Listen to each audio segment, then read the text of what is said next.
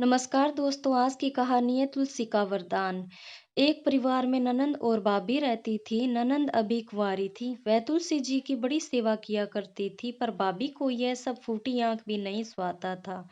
कभी कभी तो वह गुस्से में कहती, जब तेरा विवाह होगा तो तुलसी ही खाने को दूंगी और तुलसी ही तेरे दहेज में दूंगी। समय गुजरता गया।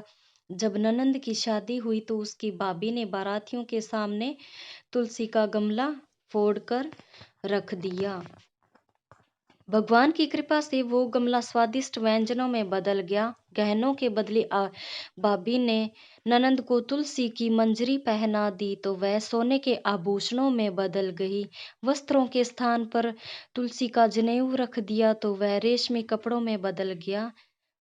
ससुराल में जब दहेज आदि के बारे में बहुत बड़ाई हुई, इस पर भाभी को बड़ा आश्चर्य हुआ और तुलसी जी की पूजा का महत्व उनको समझ में आ गया। भाभी की भी एक लड़की थी।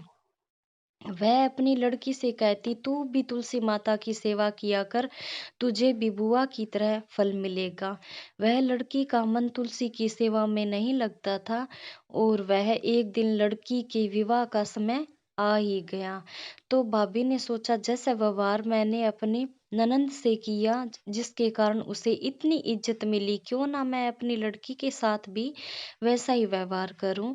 तो उसने तुलसी का गमला फोड़कर बारातियों के सामने रख दिया, परंतु इस बार मिट्टी ही मिट्टी हो चुकी थी। मिट्टी की मिट्टी ही रही। मंजरी के वो पत्ते भी अपनी पहले की अवस्था में ही रहे तथा जनेऊ जनेऊ ही रहा। सभी बाराती भाभी की बुराई करने लगे और ससुराल में भी सभी लड़की की बुराई ही कर रहे थे। भाभी ननंद को भी कभी अपने घर नहीं बुलाती। एक दिन भाई ने सोचा, मैं ही बहन से मिल आऊं।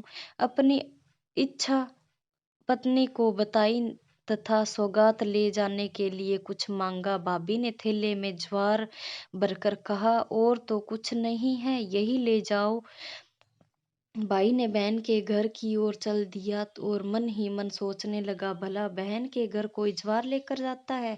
बहन ने नगर के समीप पहुंचकर भाई ने गौशाला में गाय के सामने ज्वार का थैला उलट दिया। तब गोपालक ने कहा, ए भाई, सोना मोती गाय के आगे क्यों डाल रहे हो।